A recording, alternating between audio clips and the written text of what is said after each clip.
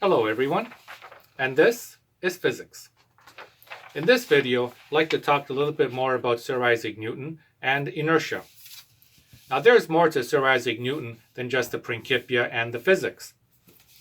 In this book there is a statement that Sir Isaac Newton made that I'd like to share with you. Here it is. "If I saw further than others," said Sir Isaac Newton, "it is because I was standing on the shoulders of giants." I love that statement. If ever there was a more unselfish statement ever said by any scientist, anywhere, anytime, that's it. If I saw further than others, it is because I was standing on the shoulders of giants. I can take that a step further.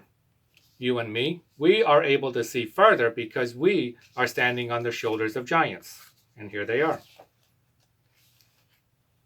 Now this doesn't just apply to physics. Of course, there are many giants in the world of biology and in chemistry. So we are able to see further because of all of their work. We are standing on their shoulders. I love that statement. Thought I'd share it with you. Moving on to inertia. Definition of inertia. Inertia tends to keep a stationary object at rest or a moving object in motion in a straight line at a constant speed. I've seen that before. That's Newton's first law of motion. And hence, carrying on, thus the first law of motion is often called the law of inertia, and the mass of an object is a quantitative measure of inertia. And inertia comes from the Latin word meaning laziness and sluggish, and that makes sense. The greater the mass of an item, the more tendency it wants to stay at rest, the more inertia that it has.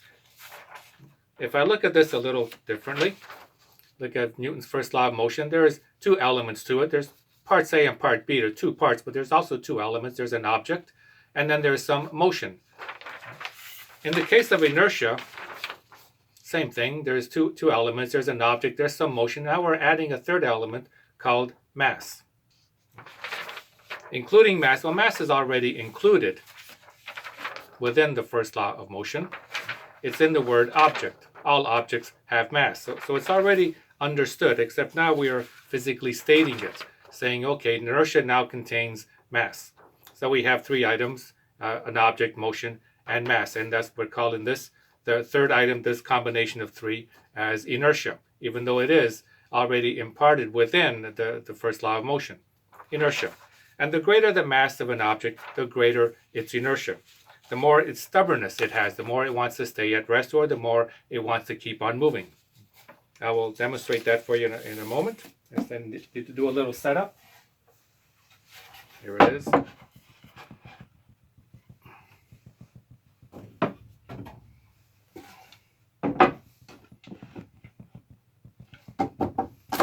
Getting a little crowded in here, don't you think? So inertia based on mass. Here is something that is very heavy. Here is something that is a little lighter, and styrofoam ball, which has the least amount of mass. Now mass and weight, they are related. Weight is equal to mass times acceleration due to gravity, or weight equals mg.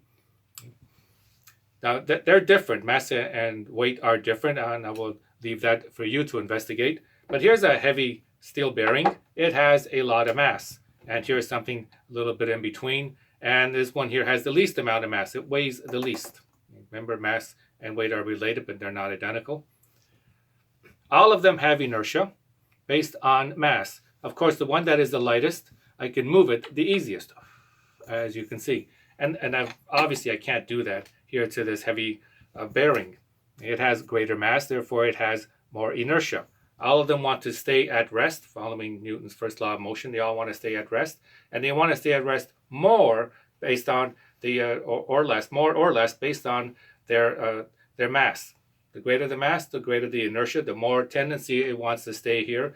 The least amount of mass, the least amount of inertia, the least amount of tendency that it can stay here. In other words, I can move it quicker, easier. I can move this one easier than I can that one. And the same applies in motion.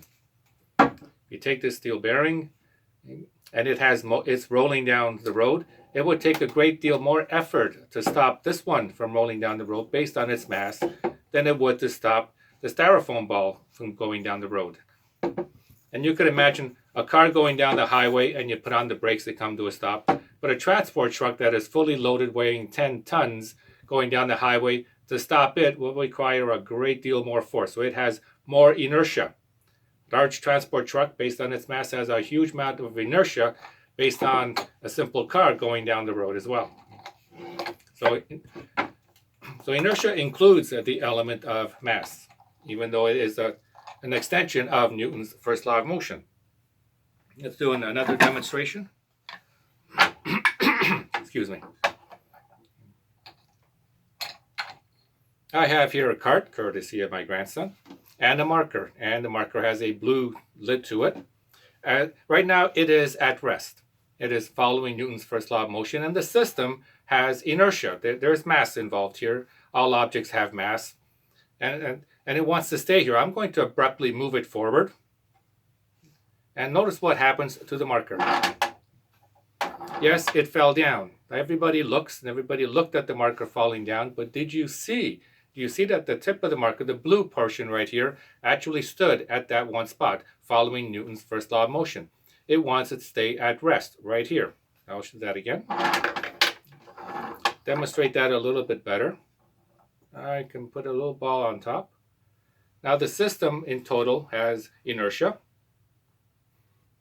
And as I move the cart forward, the ball right here representing your head, if you're in a car and you're strapped to the seat of the car, and the car is at rest, or it's at a stoplight, and somebody steps on the gas and you start moving forward, you can feel yourself going back into the seat, and the seat is stopping you from going any further, so you're moving along with the car, but your head is not, and your head going to move back a little bit. And that's what the styrofoam ball here is going to represent, your head. I'm going to move the car forward and let's see what happens. Now there's a little bit of friction here and I didn't quite move it fast enough, but I will demonstrate that again. As I move the cart forward, the ball will want to stay exactly where it is. And I'm going to put my finger here to demonstrate that. As I move forward, that ball is going to stay here and basically fall straight down. Yeah, there's some friction, so it's going to move a little bit forward, but nevertheless, it will still basically go straight down. And I will demonstrate that one more time.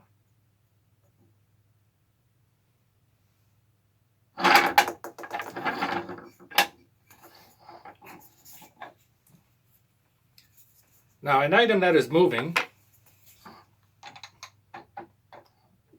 will also follow Newton's first law of motion, and that item that is moving also has inertia. So you have to imagine I'm going down the road. Here is a cart, and you are the passenger. This little car inside here represents you as the passenger and all the other items that are in the car. And here's the car itself, this little cart that I have here. As the cart is moving forward at a constant speed, and then it comes to a stop. Somebody put on the brakes. There's something ahead, and there's nothing restraining the car on top of it. There's nothing restraining the passengers or the car on top of it. And when the cart itself comes to a stop, you will notice what happens to all of the items in the car. And I'm going to move it forward at a constant speed and then come to an abrupt stop. And you can see everything wants to move forward. This is following Newton's first law of motion, and also known as the law of inertia. I'm going to demonstrate that even a little bit more. And here is the system. It currently has inertia. It wants to stay put until a force comes along and moves it. I'm going to go ahead and move it. And imagine now we're going to go forward at a constant speed, doing Newton's first law of motion, part B. I don't have the runway here to show you the moving part, so I'm going to have to start from rest, go slowly, bring it to a speed, and then I'm going to stop it. The little car that I have here, it's spring-loaded. It has a tendency to want to move forward. Going to move forward at a constant speed at 30 kilometers an hour. Say you're driving down on the road at 30 or 50 kilometers an hour. And then the car is going to come to a stop. Everything that's in that car is going to want to move forward, following Newton's first law, or the law of inertia. Okay, so everything here has inertia when it's moving. So you have to imagine this is already in motion. It comes to a stop, and the little car moves forward. I have to just do that a little bit better. It comes to a stop, car moves forward and the ball on top of the car, which is also not stationary, held down, will also tendency to move forward. The demonstration of inertia, Newton's first law of motion. And this is physics.